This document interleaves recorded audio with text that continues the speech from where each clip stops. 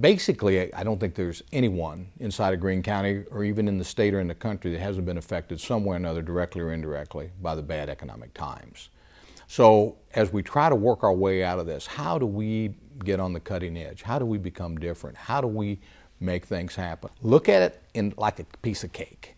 And you're going to take a bite of it at a time. The first bite would probably be the most logical and the easiest to do would be record keeping.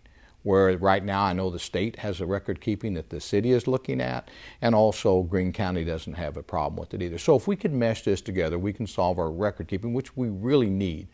The other thing, we can combine detective services, where the police department and the county work together in investigative services. The other one that we can also combine is the training. I know that we have the facilities at the airport. I've talked to the city manager. He's looking very strongly at this. We have a tremendous driving school there that's similar to maybe what U.S. Marshals use and the Secret Service use for protection. There's a lot of different skill levels that we can introduce because we have the facilities out there, and we can tweak the facilities, and the money would probably be there through either stimulus or grants to start this process.